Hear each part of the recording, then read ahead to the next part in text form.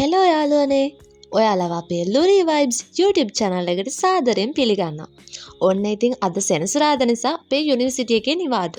එළිය හොඳටම වහිනවා ළමයි. මේ වැස්සත් එක්කනම් එන්නේ පුදුමාකාර බඩගින්න. ඉතින් එළියට යන්නත් මාරම කම්මැලි. ඔන්න ඉතින් මායි රෝමී එකතු වෙලා පොඩි බඩගින්නට සෑන්ඩ්විච් එකක් හදාගන්නයි යන්නේ.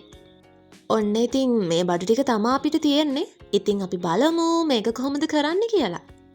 මුලින්ම අපි තඹපු පිත්තරේ ග්‍රේඩ් කරලා ලුණු කුඩු ටිකකුයි ගම්මිරිස් කුඩු ටිකකුයි ඒකට එකතු කළා.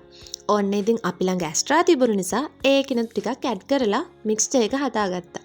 ඔන්න ඕක තමයි ඉතින් අපේ රහස. ඔයාලට ඉතින් පේනවනේ කොහොමද මගේ රූමි මේක මික්ස් කරගන්න කියලා. ඒ විදියටම කරගන්න ඕනි හොඳද?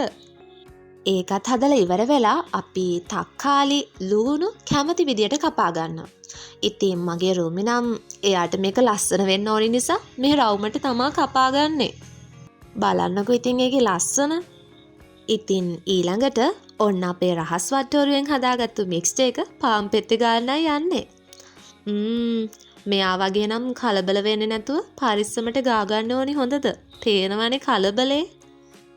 ඔන්න ඉතින් ඊළඟට අපි කපාගත්තු ලුණු තක්කාලි එක්ක සලාද කොලෙත් තියලා අපේ කෑම එක අපි හදාගත්තා. පේනවනේ අවුලකුත් නෑ වගේ නේද? නෑ අවුලක් නෑ. මාරම රසයි. ඔයාලත් try කරලා බලන්නකෝ. එහෙනම් අලුත් වීඩියෝ එකකින් එනකම් පරිස්සමින් ඉන්න. Thanks for watching us.